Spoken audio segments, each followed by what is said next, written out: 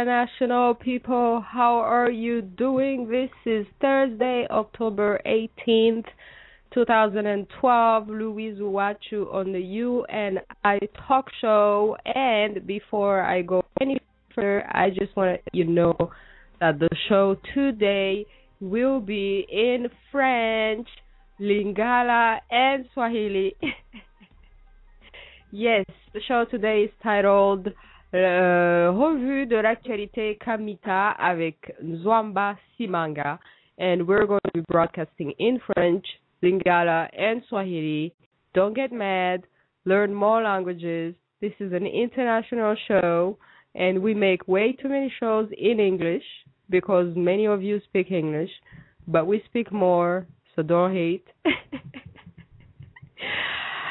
So, we're broadcasting in French as of now. Merci mes auditeurs, tous nos auditeurs à l'international. Ici Louise Uwachu de Vancouver le 18 octobre 2012 à partir de 17h, heure de l'Ouest canadien, Vancouver. Alors, aujourd'hui, nous revoyons l'actualité Kamita. Kamita, c'est cette terre qu'ils appellent présentement l'Afrique, et nous revoyons l'actualité avec le grand chercheur et représentant de l'OM-Mesut, Nzwamba Simanga, qui se trouve présentement au Québec. Vive le Québec francophone, la seule partie officiellement francophone du Canada. Bon, les Québécois, hein, je vous dis, à Vancouver, là, ça passe pas le français. Hein. Donc, heureusement, hein, je suis comme l'une des rares personnes à Vancouver qui ose même faire des shows en français. Là. À part Radio-Canada et moi, là, je sais pas qui d'autre fait des trucs en français. Donc, grand merci hein, à moi, de la part du Québec.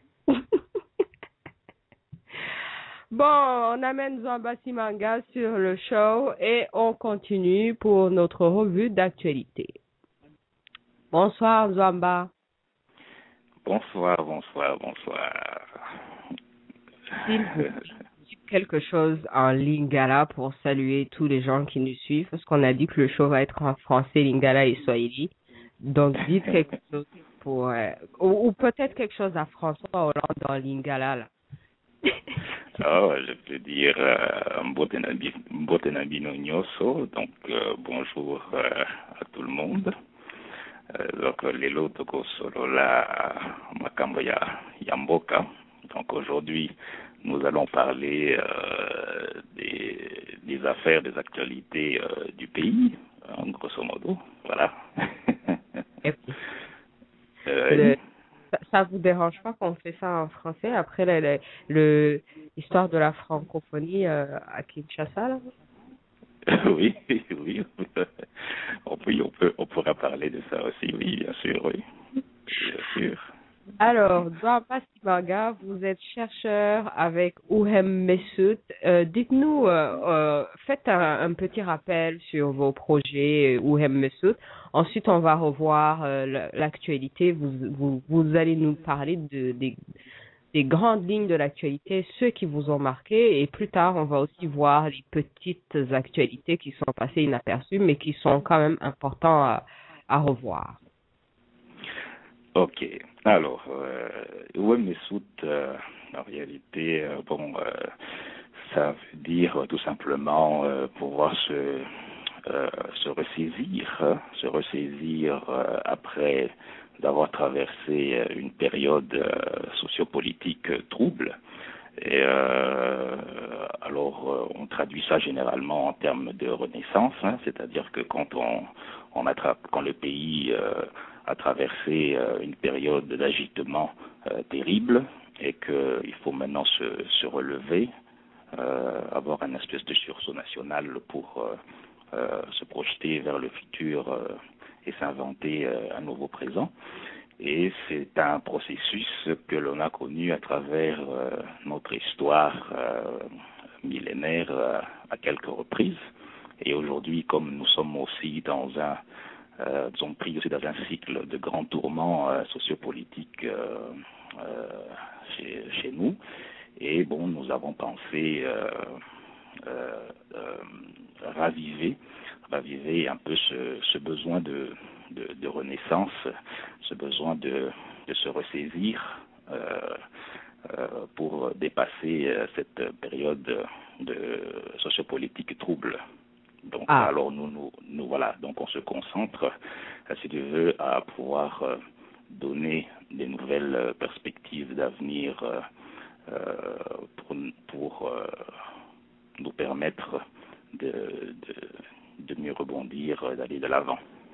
Ah, parfait. Est-ce que vous pensez que nous qui sommes ici en Occident, est-ce qu'on participe réellement à la Renaissance ou il va falloir absolument aller travailler du continent kamite? Bon, alors, il y a une thèse qui veut qu'il faut que tout le monde rentre en Afrique pour construire le continent. Mais la réalité, c'est que de toutes les façons, que le continent africain soit puissant ou pas, tout le monde ne rentrera pas. Ça, c'est clair, bien que ce soit souhaité que les gens rentrent, mais la réalité montre que tout le monde ne rentrera pas parce que depuis toujours, les gens ont voyagé, les gens ont circulé, ça fait les déplacements font partie des habitudes humaines, donc il serait plutôt plus intéressant de dire aux gens d'être actifs, d'être productifs là où ils sont. Ils sont.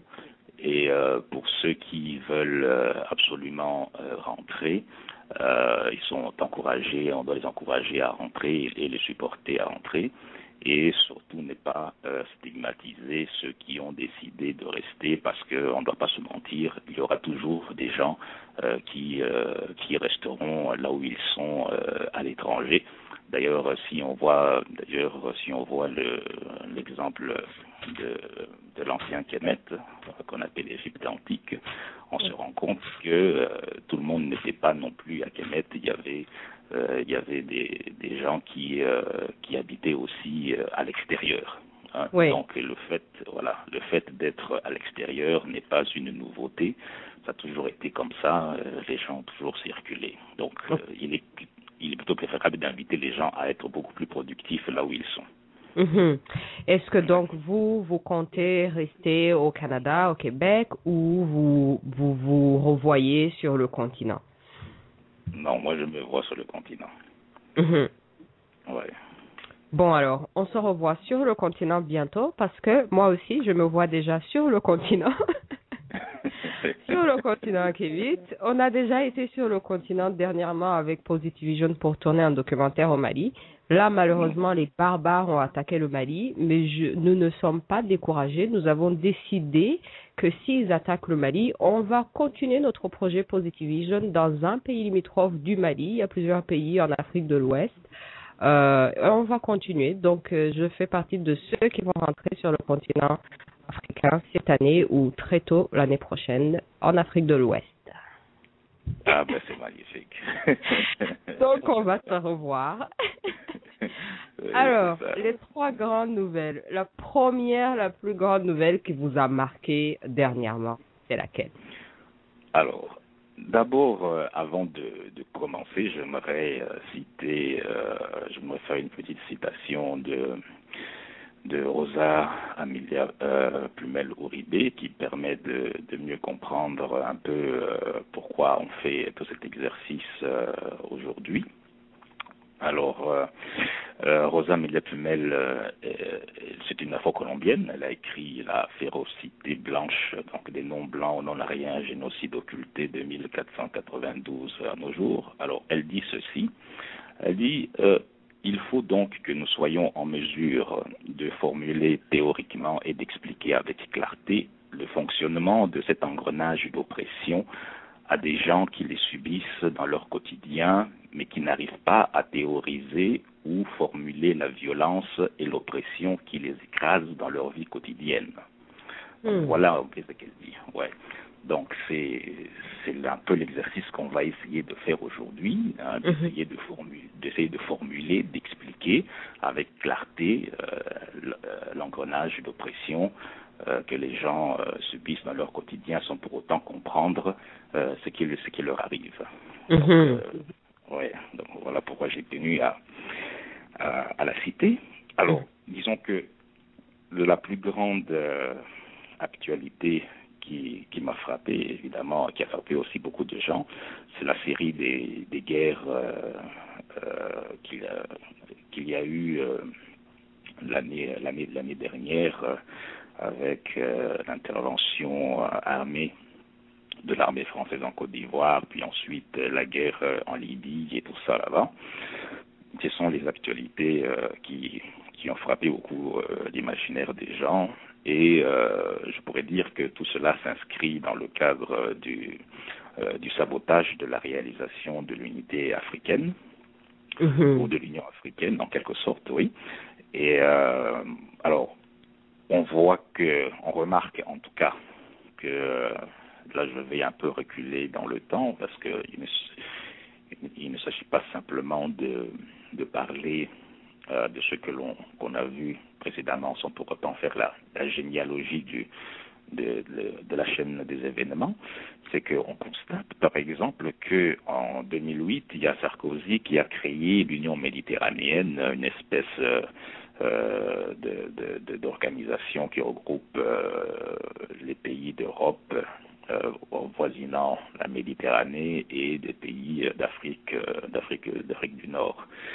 Et en créant ça, plusieurs observateurs ont remarqué que c'était une tentative de la France de saboter l'Union africaine en pleine construction. Et d'ailleurs, Kadhafi était très réticent face à ce projet, face à cette initiative. Et on remarque qu'il y a un mariage un peu de deux impérialismes, en quelque sorte, qui va dans le sens de contrer l'influence de plus en plus grandissante de la Chine en Afrique. Alors ce mariage se fait entre l'impérialisme occidental et ce qu'on peut qualifier l'impérialisme arabo-musulman, hein, avec comme foyer le Moyen-Orient qui finance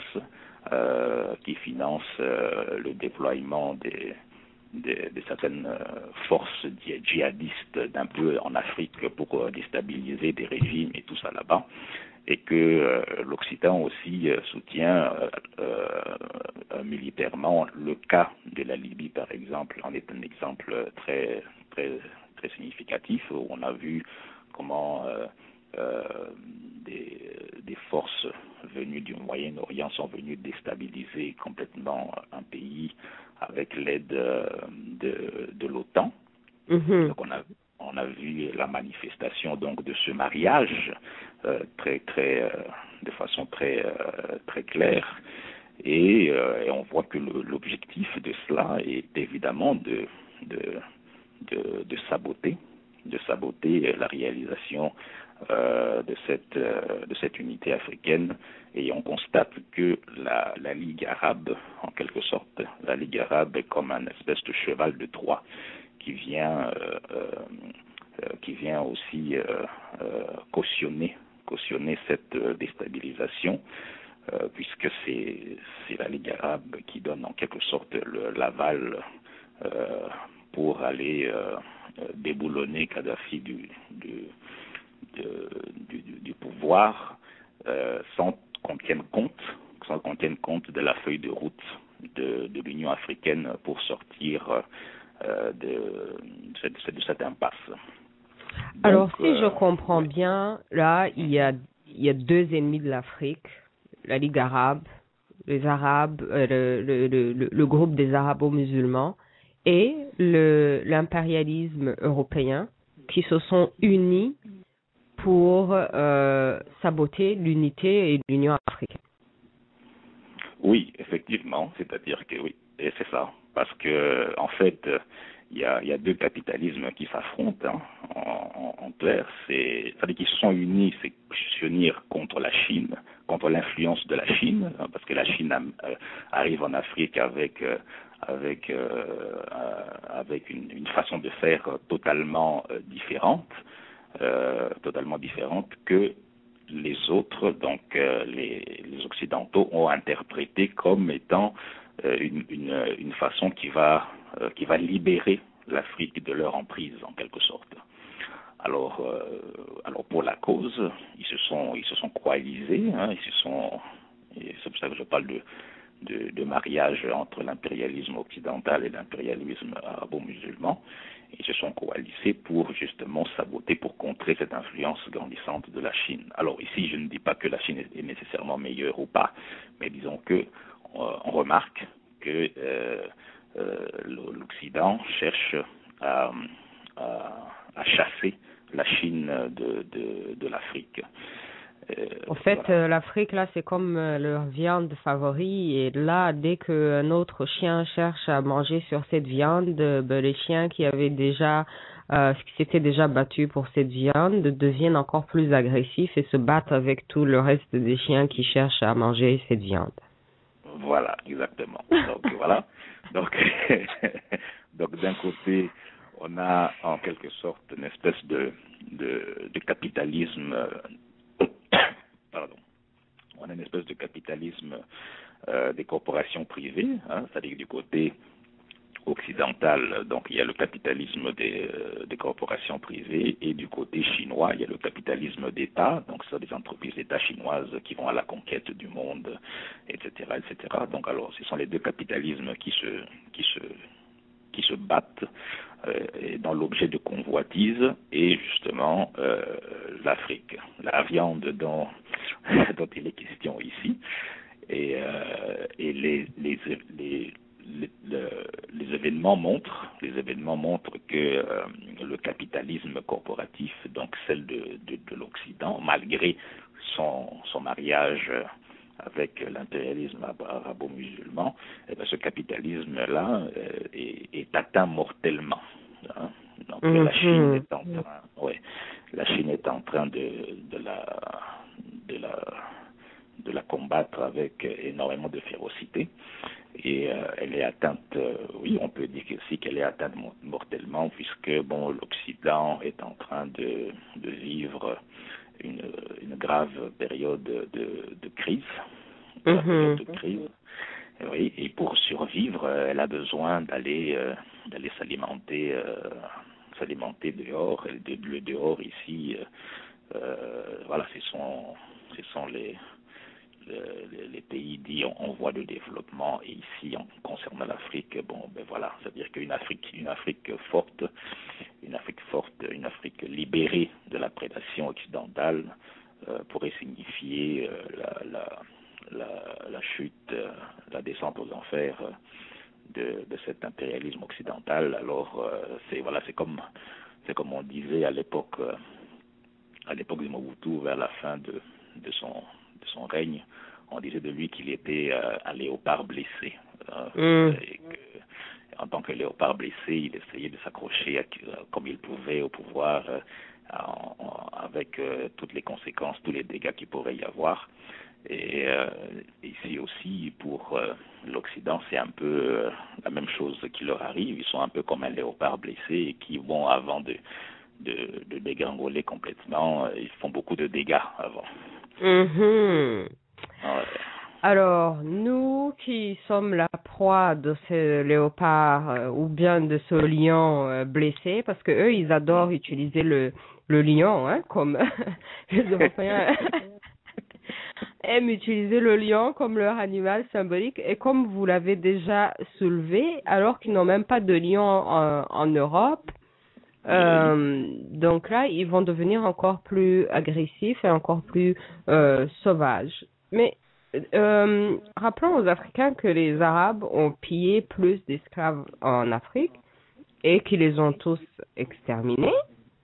Parce que les gens ils disent qu'on voit au moins des Noirs en Amérique. Est-ce que pour l'Africain, c'est pas mieux de travailler avec le blanc? Bon, disons que tout cela, c'est une question de prédation. L'histoire nous a montré que le contact avec le monde occidental ne nous a pas enrichis. Hein. Mhm. L'histoire nous a montré que le contact occidental ne nous a pas enrichis. Avec cela, bon, on a subi aussi, on a expérimenté l'esclavage, on a expérimenté beaucoup de destruction. Et l'histoire avec l'Occident est une histoire de prédation. Est une histoire de prédation Mhm. voilà, c'est une histoire de prédation dans tous les sens du terme, qu'elle soit économique, qu'elle soit spirituelle, hein, par la prolifération du christianisme pour cannibaliser nos croyances ancestrales. Mhm. Alors, qu'elle soit la prédation, qu'elle soit culturelle ou intellectuelle, hein, ne fût-ce que par l'explication de soi, l'explication de notre histoire, de ce que nous sommes. Cette explication-là, c'est l'explication des autres pour cannibaliser notre explication à nous. Hein.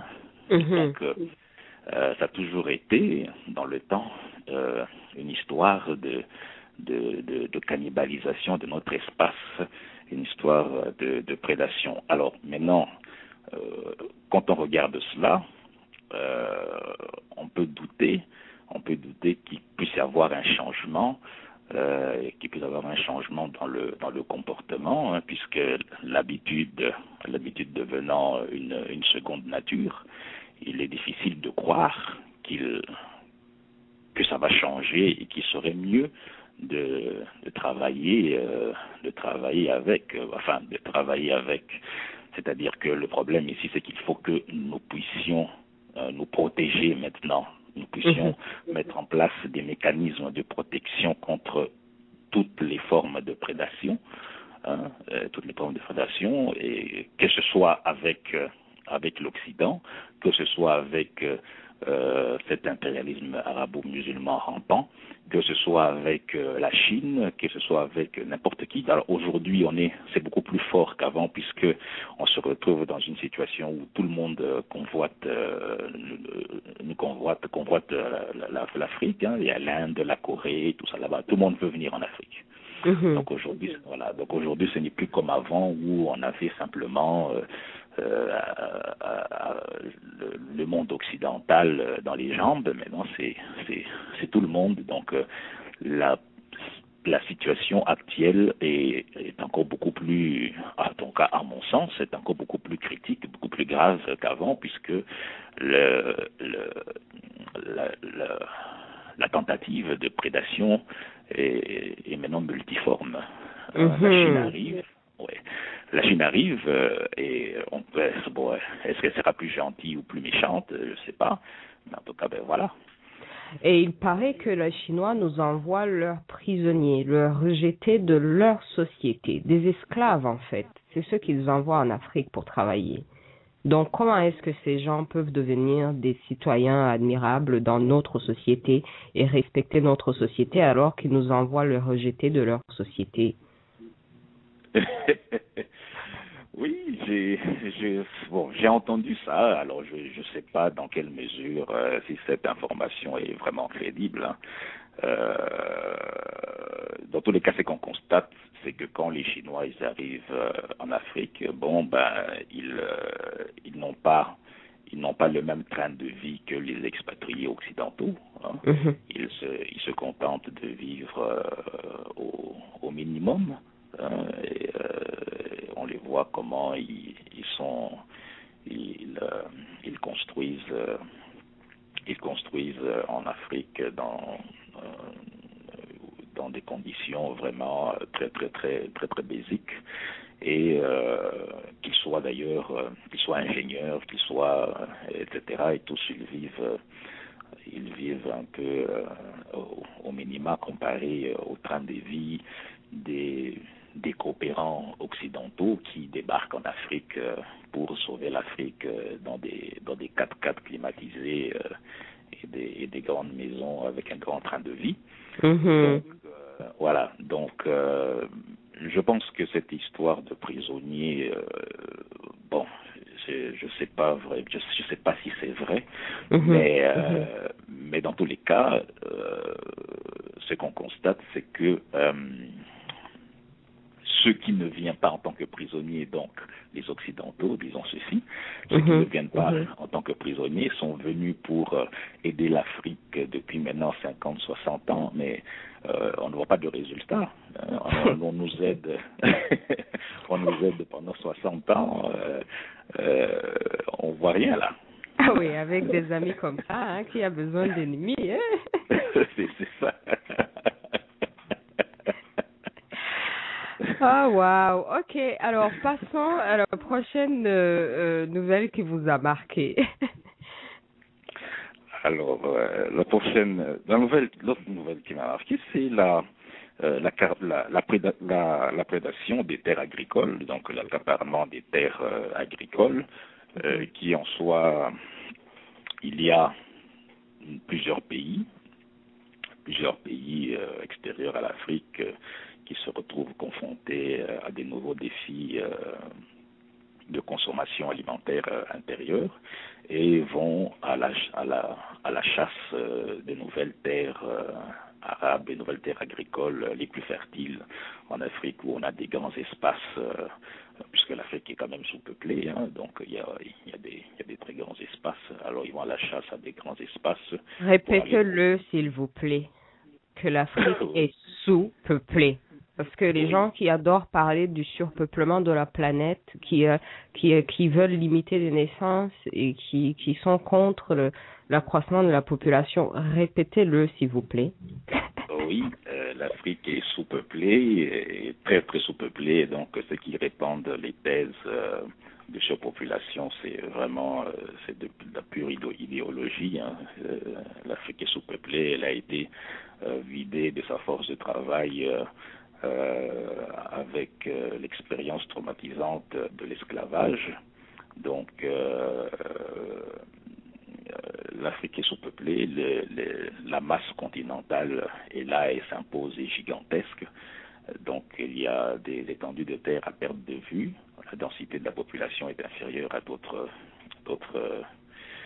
contrées à travers le monde. Donc l'Afrique est vraiment sous-peuplée et d'ailleurs maintenant c'est le continent le plus jeune au monde. Donc l'avenir du monde, donc la jeunesse du monde se trouve en Afrique. Et voilà, donc oui, très certainement, l'Afrique est un continent sous-peuplé et ça, il faut que les gens puissent en être convaincus. Donc là, vous êtes en train de me dire d'aller rentrer en Afrique faire au moins 15 enfants, quoi. Minimum.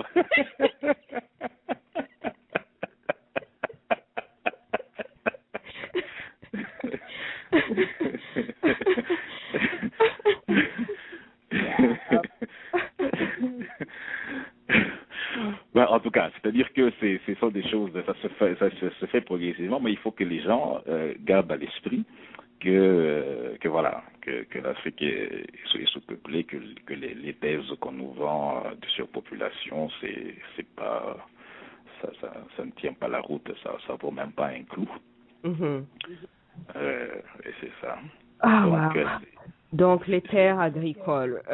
Et dans tout ça, ici, les gens, ils continuent de faire des campagnes pour aller sauver l'Afrique. Moi, j'étais à une conférence l'autre jour de la Journée mondiale pour la nourriture. Et là, ils fabriquent de la nourriture en sachet pour aller aider l'Afrique. Alors que justement, vous êtes en train de dire qu'il y a des terres agricoles qui sont plutôt utilisées pour nourrir l'Europe. Oui, mais pas seulement l'Europe, hein, il y a d'autres pays. C'est-à-dire que, bon, on l'a vu par exemple à Madagascar. À Madagascar, il y a eu un grand scandale qui d'ailleurs a coûté la présidence à l'ancien président, où il y avait des vastes étendues de terres agricoles qui étaient sur le point d'être cédées à la Corée. Alors, et ça a créé un grand émoi là-bas.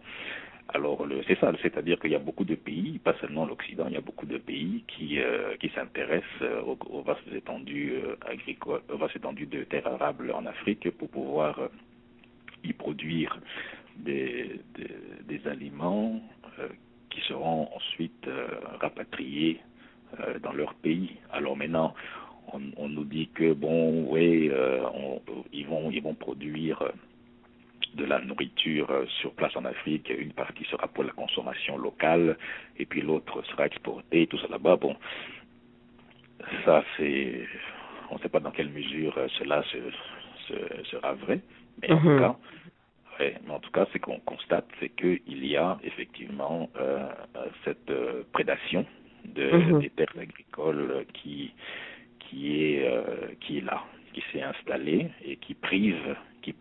D'ailleurs, il y a même des agriculteurs qu'on chasse de chez eux. Hein. Il y a des cas comme ça, de mémoire comme ça. Je me souviens d'un agriculteur au Cameroun qui a été expulsé de ses terres pour avoir refusé de céder quoi que ce soit. Il y a des expropriations comme ça. Il y a des vastes étendues de terres en Éthiopie qui sont cédées pour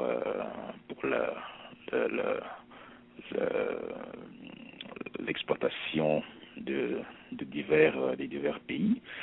Et en plus de cela, comme si ça ne suffisait pas, il y a une forte pression sur les agriculteurs africains d'accepter des semences améliorées. D'accepter des semences améliorées qui vont justement, qui sont en compétition directe avec les semences locales.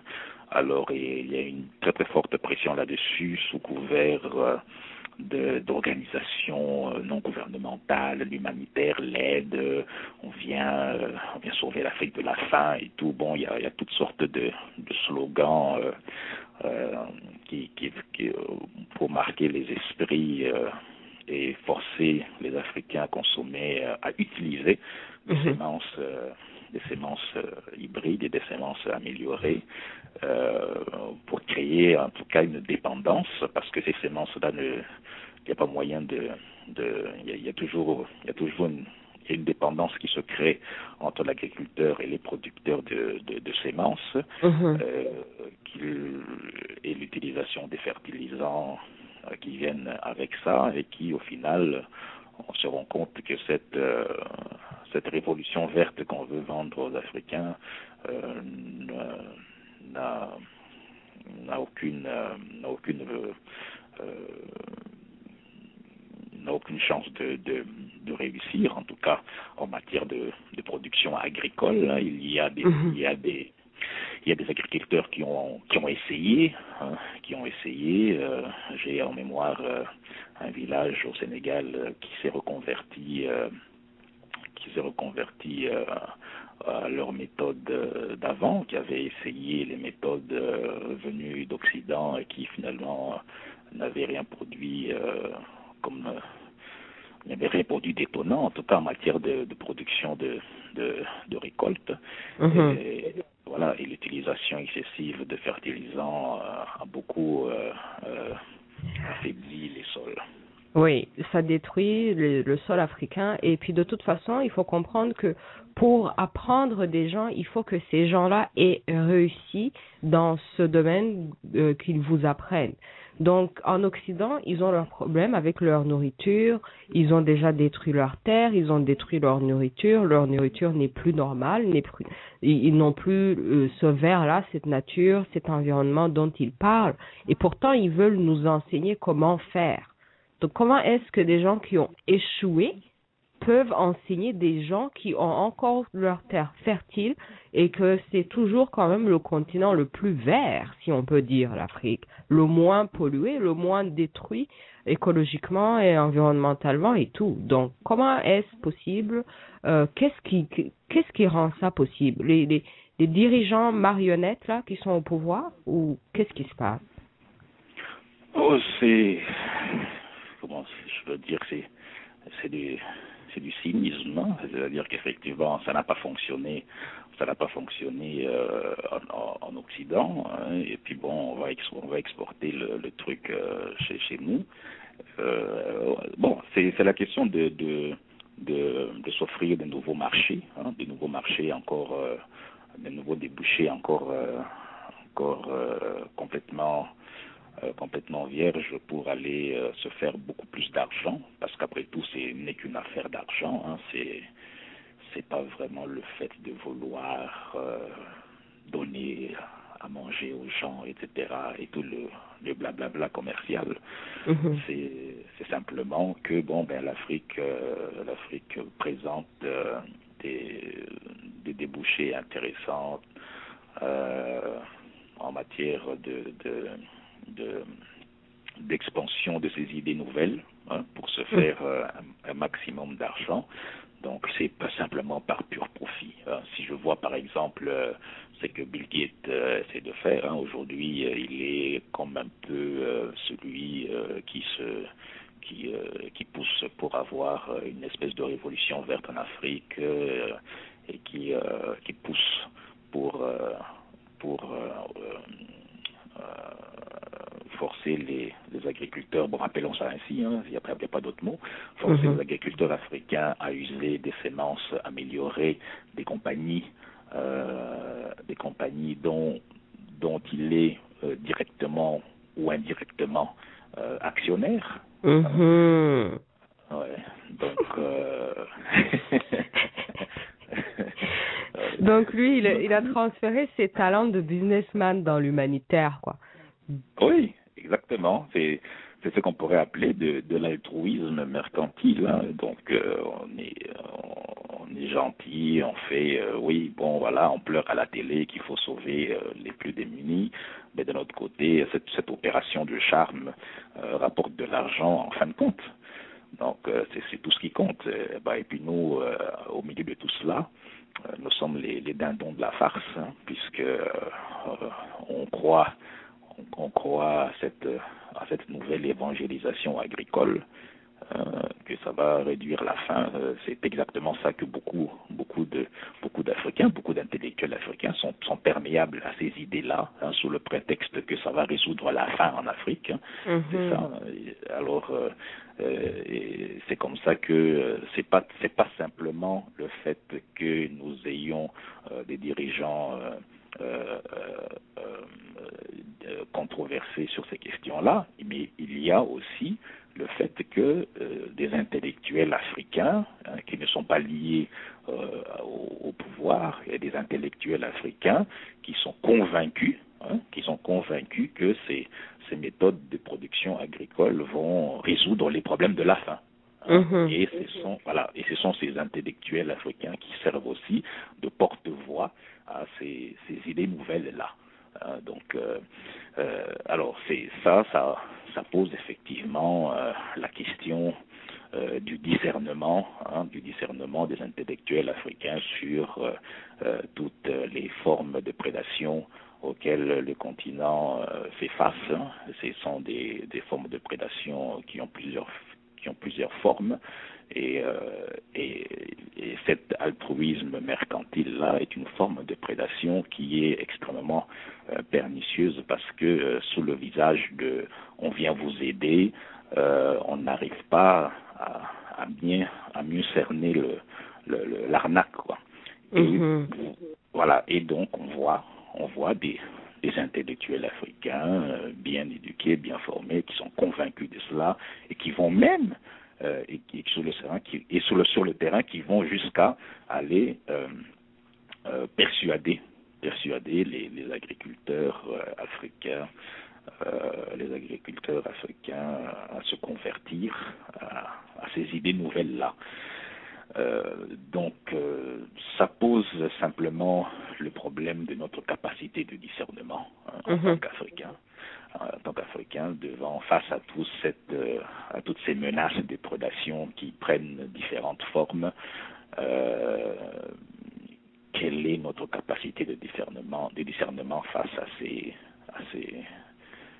cette prédation-là? Ouais. Wow. Donc, tous les agriculteurs africains qui nous écoutent, dites non à tout ce qu'ils vous proposent et conservez vos méthodes ancestrales. Ça marche, ça a toujours marché. C'est Oui, ça? parce que quand on regarde par exemple l'Éthiopie, on regarde en 1980, c'est en 85 je pense, où il y avait la famine, et puis avec We Are the World, la chanson de Michael Jackson et tout ça là-bas, et puis bon, tout le monde a pleuré et tout ça là. Bon, ben, le problème c'est que il y avait d'autres régions en Éthiopie qui avaient la nourriture, et il y avait simplement le problème d'acheminement de cette nourriture vers les régions les plus problématiques. Donc c'était pas un problème où l'Éthiopie manquait de nourriture. Non, c'était un problème d'acheminement un peu comme les vases communicants, c'était un problème d'acheminement d'une région à l'autre de nourriture, c'est tout. Et bon, ben, alors, ça a été vendu comme ça à l'échelle internationale, comme voilà, l'Éthiopie meurt de faim, tout ça là-bas, c'est la catastrophe et tout. Faisons des chansons, des disques, puis tout le monde a chanté. Ouais, et aujourd'hui, c'est la même chose aussi. Quand je regarde, par exemple, en RDC au Congo, à Kinshasa, la nourriture, on mange de la nourriture importée, alors qu'à l'intérieur du pays, il y a de la nourriture. Il y a de la nourriture des fois qui pourrit et tout ça là-bas, parce qu'il n'y a pas, les voies d'accès, les infrastructures de communication, les routes, etc.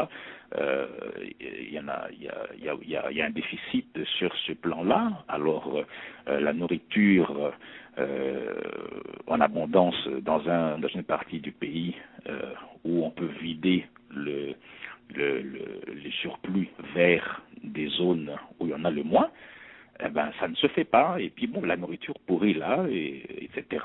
Puis voilà.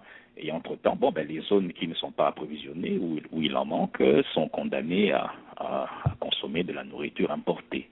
Alors, on mange du poisson qui vient de l'étranger, on mange de la viande qui vient de l'étranger, alors que, bon, le fleuve Congo est là où les poissons meurent de vieillesse quasiment, quoi.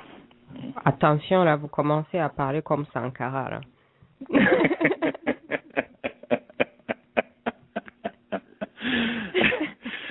Produisons localement, transformons localement et consommons localement, c'est ça?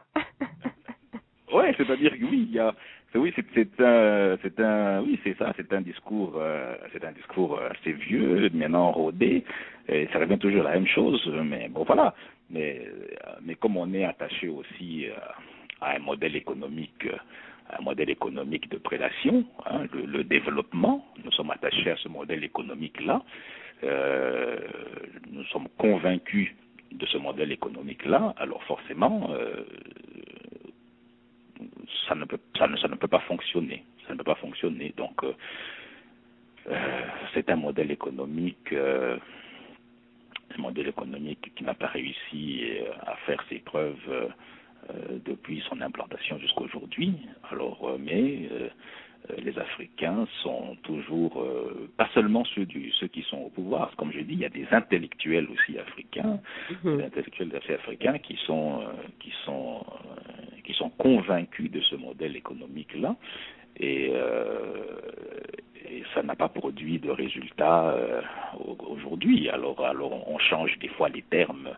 On était tiers-monde, pays en voie de développement. Maintenant, on court après l'émergence. Hein, beaucoup de mots sophistiqués et mystérieux.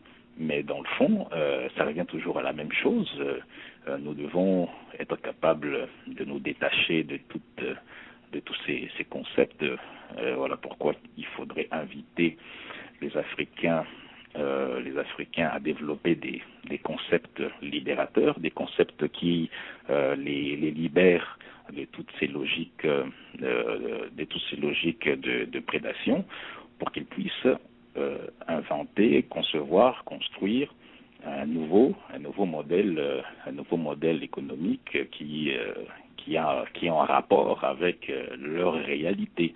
Alors, comme on est toujours dans une position où on se contente de consommer des concepts, des idées produits par d'autres, Mhm. Alors, on ne peut pas se surprendre que ça ne marche pas. Parce que ceux qui Ouais. produisent ces concepts-là, est-ce qu'on pense réellement qu'ils le font pour nos beaux yeux? Et pourquoi le feraient-ils au fond? Je ne vois pas pourquoi est-ce que l'Occident travaillerait pour développer l'Afrique. Je ne comprends pas pourquoi est-ce qu'il le ferait. Hein? C'est ça, il faut en fait se poser, est-ce que les gens qui créent les problèmes sont ceux-là même qui ont leurs solutions? Ça ne peut pas Euh, être, les problèmes et les solutions ne peuvent pas provenir de la même source. Exactement. Je vais donner un exemple terre à terre. Hein. Mhm. Imagine un voleur arrive chez moi, il me cambriole, et puis c'est le même voleur qui veut me vendre le système d'alarme. Ouais. Ça marche pas. Voici pour vous protéger des voleurs la prochaine fois. Oui, c'est ça, c'est ça. Et la prochaine fois, il viendra en sachant exactement comment il a installé le système d'alarme. Et voilà. Et donc cet exemple-là, ça montre dans quelle situation on se trouve. Donc ça revient maintenant à la question posée précédemment. Est-ce que c'est mieux de travailler avec les Occidentaux, tout ça, etc., etc. Ben voilà, c'est ça. Donc, on a connu une histoire tragique de prédation depuis bien longtemps avec eux. Et dans quelle mesure maintenant, subitement, ils seraient investis des bonnes intentions pour nous développer, puisque le continent africain est le coffre-fort de l'humanité, on peut disons ça comme ça, et je vois vraiment pas pourquoi. Je vois vraiment pas pourquoi ce seraient les autres qui nous fourniraient les outils conceptuels pour qu'on puisse devenir puissant. Vraiment, comment vous parlez là, on dirait que l'Afrique là, c'est comme une femme battue qui reste quand même avec son mari parce que Ah oui, c'est exactement cela, c'est exactement cela ce qui se passe, hein, où tu lui demandes, ou bien pourquoi tu restes là, bon, oui, puis finalement, je sais pas pourquoi tu restes là, mais reste là quand même. Voilà, ouais. c'est ça, c'est exactement, oui, c'est un très très bon exemple, hein, oui, d'autres pourraient parler du syndrome de Stockholm, hein, où elle finit par s'amouracher de son bourreau, mais c'est exactement cela. C'est exactement cela. Donc le problème de l'Afrique et des Africains, des intellectuels africains, ça se passait dans la tête. Mm. Ouais. Wow. Donc là, il nous reste à peu près 10-12 minutes. Dites-nous brièvement, est-ce qu'il y a une petite nouvelle qui vous a marqué? Ensuite, on va terminer par donner des solutions et des propositions pour ceux qui veulent agir. Ok.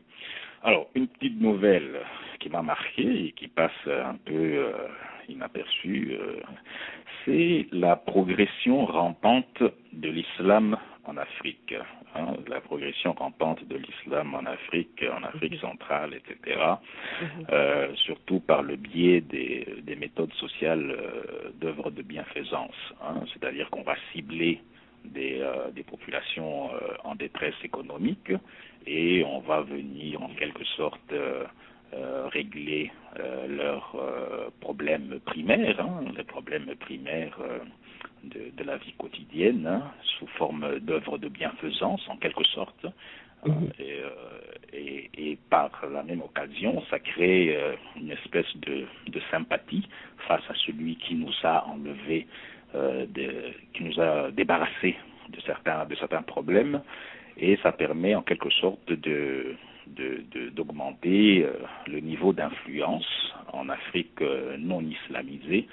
Ça permet d'augmenter, j'ai parlé tantôt de l'impérialisme arabo-musulman, ça permet d'augmenter le niveau d'influence, la capacité d'influencer de cet impérialisme-là dans les zones non islamisées. Alors maintenant, dans les zones islamisées, ça permet simplement de renforcer encore beaucoup plus leur influence. Alors cette avancée-là, cette islamisation rampante-là, se manifeste à travers justement ces œuvres de bienfaisance et on voit de plus en plus, que ce soit au Burundi et ailleurs, on voit de plus en plus, enfin la manifestation visible de cela, c'est les femmes en noir, hein, les femmes vêtues en noir, voilà, on les voit de plus en plus, et ça c'est la manifestation visible de ce phénomène-là. Alors les gens vont dire oui, moi, ça c'est tout le monde a le droit de croire à ce qu'il veut bien croire, je veux bien, mais n'empêche que tout cela on voit que c'est assez bien coordonné et ce n'est pas simplement une affaire de croire pour aller à un paradis quelconque et tout ça là. Donc voilà, ça c'est disons l'actualité. Ouais. Et ça, c'est un piège pour l'avenir, parce que bon, après, à l'avenir, maintenant, il y en aura qui vont se déclarer musulmans, d'autres qui vont se déclarer chrétiens, et d'autres francophones, et d'autres anglophones. Ensuite, ils vont se faire la guerre par ces divisions encore farfelues et étrangères. Oui. Et l'exemple le plus frappant, et c'est le cas du Mali, hein, où on a vu voilà, une clique de je ne sais qui tombe du ciel, qui vient mettre le pays à genoux, et on constate qu'il y a des Maliens, parce que devenus musulmans avec le temps, c'est le produit de l'histoire, il y a des Maliens qui ont développé une sympathie avec ces gens-là, hein, sous le prétexte que, bon voilà, nous sommes tous musulmans, et puis après tout, ce sont nos frères en l'islam, etc. Donc, voilà. Alors, ça développe au lieu comme de ça. Constater qu'ils ont un grand ennemi devant eux, cet ennemi veut les détruire, puisque cet ennemi vient en rasant leur histoire. Donc, mais comme les Maliens sont musulmans, ils n'arrivent pas, au fait, à se battre contre leur ennemi, parce qu'ils ne le voient pas comme un ennemi. Mais pour beaucoup de personnes, cette histoire-là dont il s'agit, ils ne se sentent pas concernés. Pour eux, c'est l'idolâtrie. Hein. Wow. Pour eux, c'est l'idolâtrie. Donc, ils ne se sentent pas concernés par cette histoire. Hein. Pour eux, c'est de l'idolâtrie. Donc, voilà. C'est-à-dire que ce problème-là, de cet islamisme, de cette islamisation rampante que moi j'appelle carrément de l'arabisation du continent, parce qu'on peut.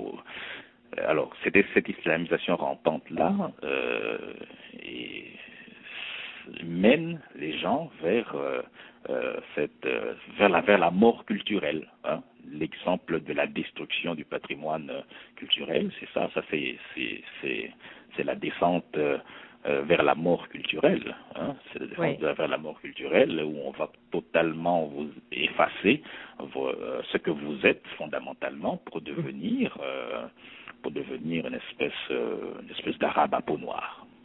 Waouh! En tout cas, là vraiment, ça me dit qu'on a raison parce que là, quand j'étais allée au Mali pour Positive Vision, j'avais tourné un documentaire. Et là, dernièrement, avec tout ce qui s'est passé au Mali, on pense bien qu'on va montrer le documentaire, on va diffuser le documentaire au grand public pour rappeler aux Africains, aux Maliens, qu'est-ce qu'ils étaient en fait avant tout ça là. Je vous enverrai une copie pour YouTube, vous verrez. Parce que c'est vraiment inspirant. J'avais visité plusieurs villages, de voir comment dans les villages, il y avait des groupes de femmes, des groupes d'hommes, la vraie démocratie africaine qui s'assoient, qui conçoivent leurs projets. Et puis là, bon, ils sont attaqués, ils sont sous la guerre et ils ne peuvent même pas se défendre parce que eux, ils sont peace, ils sont vraiment des gens peace. Et là encore, ils sont attaqués par des gens qui sont censés être leurs frères musulmans. Donc, c'est tout un choc pour les Maliens, là.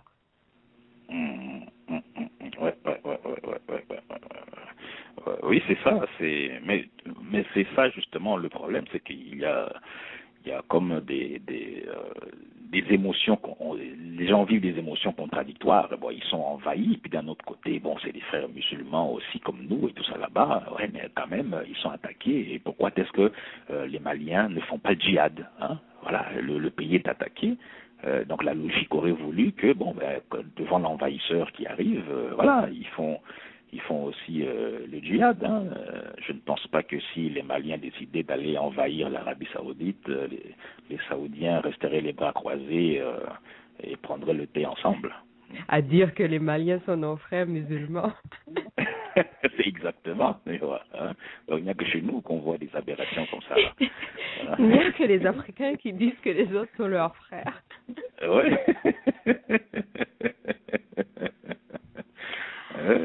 Ah, et ça revient aussi à ce que vous avez dit des négociations là. Après, on les force dans des négociations farfelues avec leurs ennemis, avec des voyous. Oui, exactement. C'est-à-dire que maintenant, on se retrouve dans des situations où on va forcer les Africains à entrer dans des processus de dialogue politique. À rentrer des processus de dialogue politique avec ceux-là même qui sont venus avec l'intention de nuire. Avec ceux qui sont venus l'intention de nuire. Donc, on se retrouve dans une situation où il n'y a pas de vainqueur, où il n'y a jamais de vainqueur, où on vous oblige à composer avec les forces négatives en présence, et ça contribue à affaiblir le pouvoir central, ça continue à affaiblir le pouvoir légal du pays. Et dans tout cela, on voit bien que cet affaiblissement du pouvoir permet de garantir aux intérêts étrangers qui sont derrière cette déstabilisation-là. Ça permet de garantir à ces intérêts-là de ne pas avoir un pouvoir fort en place au pays pour leur permettre d'accéder aux matières premières du pays. Donc un pouvoir fort, un gouvernement fort serait de mauvais augure pour les intérêts étrangers. Donc alors on va vous forcer à dialoguer avec les forces négatives, ils vont infiltrer l'administration et puis paralyser le pays. Hein. On a vu le cas en Côte d'Ivoire où on a mis Laurent Gbagbo, on a forcé Laurent Gbagbo à composer avec une rébellion qui au final, en bout du compte, ça s'est terminé dans un affrontement violent où la France a été obligée d'intervenir militairement sous le couvert hypocrite des Nations Unies pour mettre un terme à un régime qui le dérangeait. Mm-hmm. Ouais, donc voilà. Wow. Donc là, il nous reste pas grand minutes, mais quelles sont les grandes solutions qu'on peut proposer? Quelles sont les suggestions? Quelles sont les actions concrètes que les gens peuvent déjà entamer pour se battre? Parce que là, c'est l'histoire de on nous frappe sur la joue à gauche, on tourne la joue à droite. Non, ça s'applique pas là. Là, vraiment. Moi, je dis que si quelqu'un me frappe sur ma joue gauche, ils n'ont intérêt à ne pas avoir leur propre joue, quoi. Oui, alors là... Quelles sont les vraies solutions? Alors, c'est-à-dire qu'il faudra d'abord savoir que nous sommes dans un processus de sud-américanisation de l'Afrique, hein, et Cheikh Anta Diop en parlait déjà depuis les années 60, c'est-à-dire que le mécanisme consiste à fragiliser, à fragmenter les États africains en petits États, en petits micro-États non viables, sous domination économique d'un pays étranger. Donc il y a la fragmentation des États qui est en cours. On voit au Sud-Soudan, on voit le Soudan coupé en deux, etc. La Somalie qui envoie de fissures, le Mali qui coupe en deux, on voit la RDC qui essaye de tenir contre cela. Donc ce processus de sud-américanisation est différent de celui de la balkanisation dont on parle aujourd'hui, parce que Cheikh Anta Diop mentionne que les régimes des Balkans, bien que sont en général beaucoup plus stables que les régimes sud-américanisés en quelque sorte, où on voit par exemple à partir d'une ambassade d'un pays étranger, on peut déstabiliser un régime. Hein. Ouais, alors on se rend compte que on a vu par exemple le cas de la Côte d'Ivoire où l'ambassadeur français, par exemple, se comportait quasiment comme un gouverneur local de la France sur un territoire conquis. Voilà, donc il faut que les Africains sachent qu'ils ne sont pas dans un processus de balkanisation, comme on le dit, ils sont dans un processus de sud-américanisation, comme les pays d'Amérique du Sud à l'époque qui vivaient, qui expérimentaient des coups d'État et tout ça là-bas, et des régimes qu'on pouvait renverser très facilement à partir d'une ambassade. Donc il faut que les Africains, donc c'est là que je vais proposer quelque chose. Il faut que les Africains puissent s'intéresser de plus en plus à la géopolitique, à la géostratégie et organiser des séances de réflexion, de travail, d'information autour de ces thématiques-là pour qu'ils puissent discuter des réalités du monde. Parce que quand je parlais de la question du discernement des intellectuels africains, c'est ça le problème. Vous parlez de temps de la joue gauche quand on parlait de cela tantôt, c'est qu'il y a un problème, il y a un problème au niveau de comprendre le monde tel qu'il est. Les réalités du monde, ils sont comment? Alors, il faut que les Africains puissent s'intéresser à des disciplines telles que la géopolitique, la géostratégie. Il faut qu'ils s'intéressent plus à ces disciplines-là pour mieux s'informer, et ne pas se contenter de ce que disent les médias mainstream. Oui. Et voilà, et donc il faut s'informer beaucoup plus dans ces disciplines-là. Et en plus de cela, il faut créer des concepts libérateurs. Il faut créer des concepts qui libèrent l'Afrique, qui libèrent votre communauté, de la prédation. Par exemple, si je donne les cas du modèle de l'économie du développement, le développement, alors ça, ce sont des concepts clés en main qu'on offre aux Africains pour soi-disant les développer, les épanouir, alors que on a vu que ça donne rien. Donc il faut que les Africains puissent créer leurs concepts pour libérer l'Afrique, pour libérer leur communauté de la prédation, parce que le dénominateur commun de tous ces problèmes-là, après tout, c'est la prédation.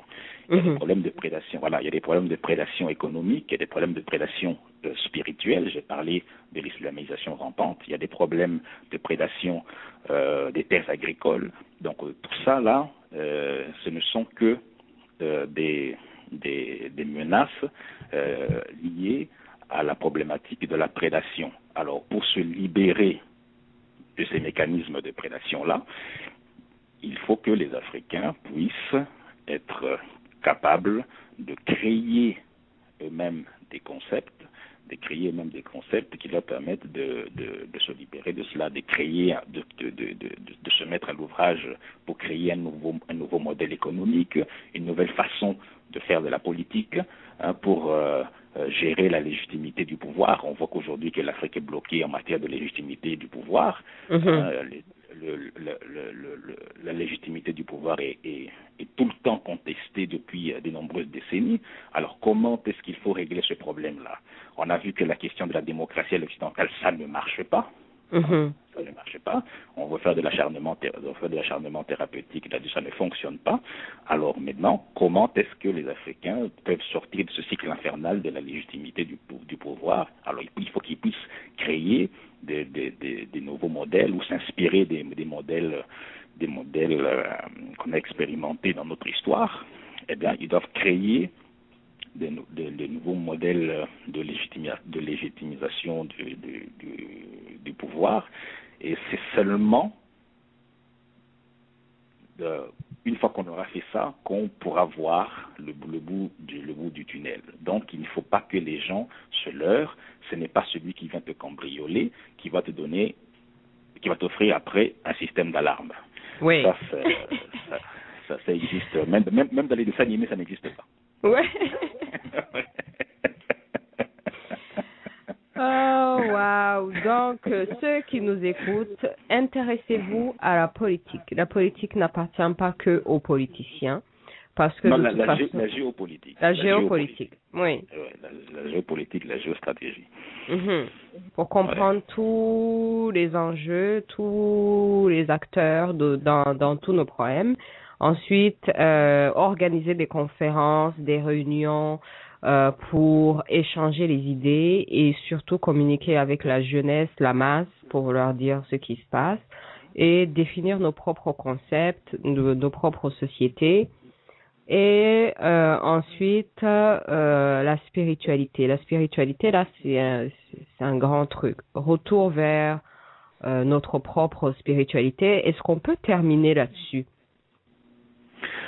Oui, c'est-à-dire que c'est comme je l'ai dit tantôt, c'est que le problème auquel nous sommes confrontés en Afrique depuis maintenant beaucoup de siècles, c'est la question de la prédation. Et la spiritualité, la spiritualité, religion et tout ça là-bas, qu'on nous a amenés, ce sont des spiritualités, ce sont des religions qui ont cannibalisé nos croyances, qui ont cannibalisé notre spiritualité, et ce sont des mécanismes de fragilisation d'une communauté pour les rendre, pour les mettre sous influence d'autres univers, que ce soit arabo-musulmans ou judéo-chrétiens et tout ça là-bas. Donc, c'est une prédation. C'est une prédation, voilà pourquoi je parle de lutter contre toutes les formes de prédation, parce qu'il ne s'agit pas seulement de prédation économique avec le pillage des matières premières, etc., etc. Bon, il y a aussi la prédation spirituelle qui existe, donc il faut que les gens puissent simplement se focaliser sur la thématique de la prédation et lutter contre toutes les formes de prédation, y compris celles spirituelles. Oui. Vraiment, merci Nzwamba Simanga de nous avoir éclairés et de nous avoir parlé de toute l'actualité Kamita.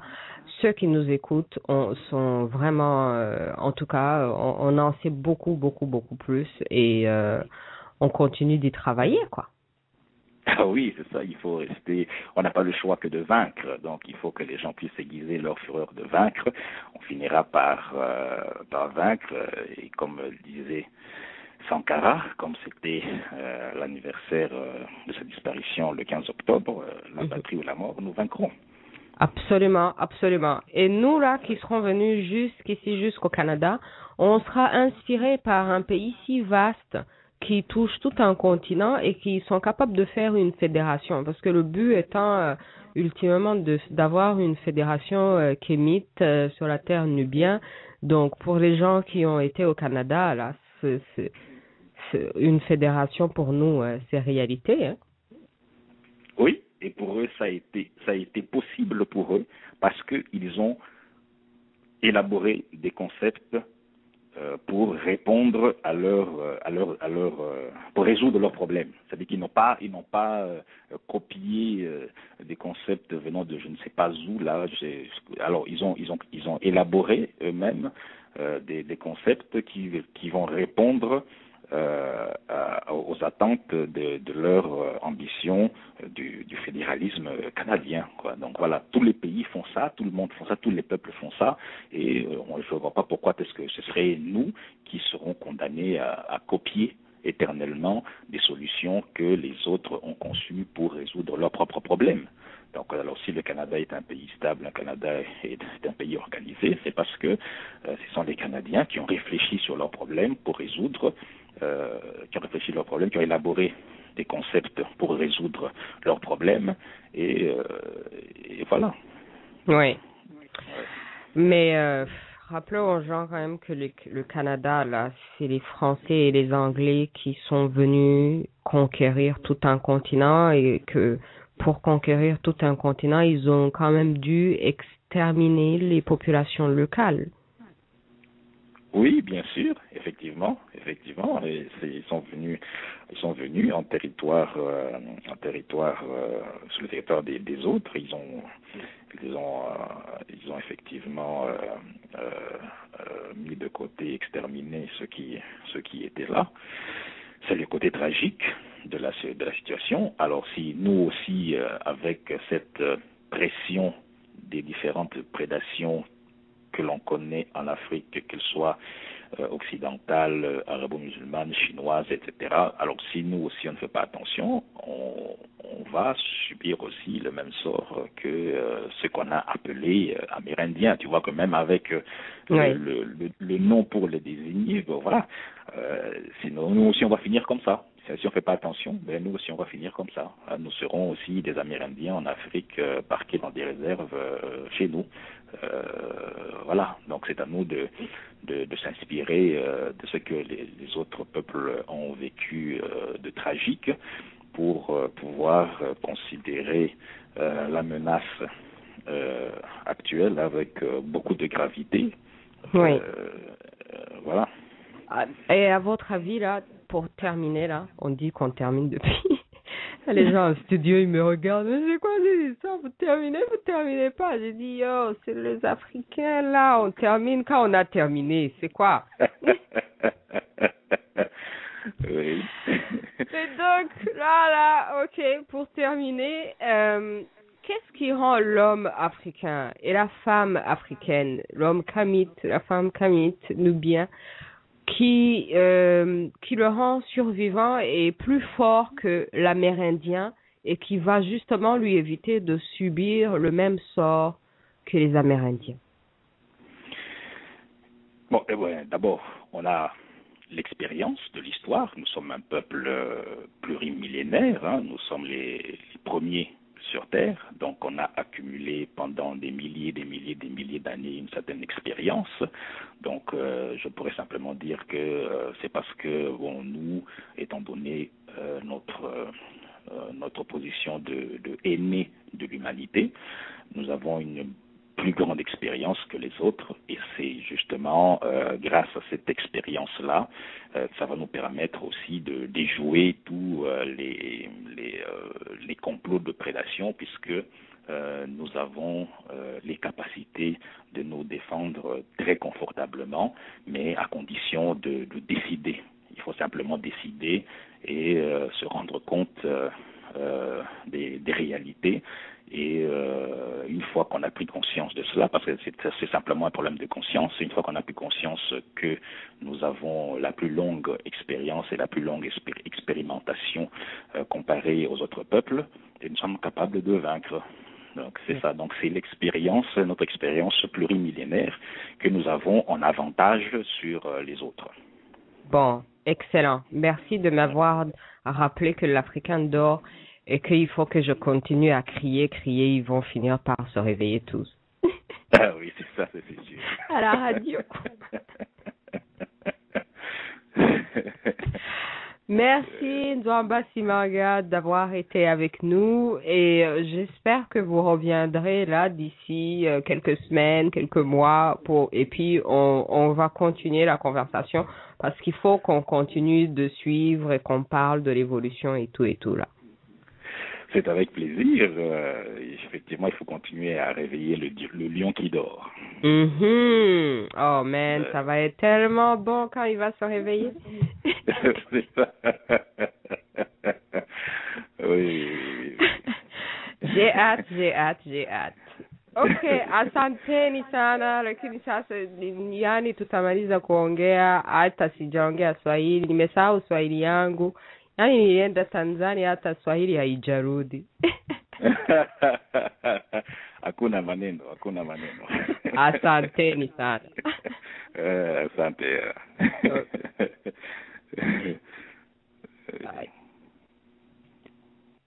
Thank you, my international people. Merci à tous ceux qui nous ont suivis. Donc, on se réveille.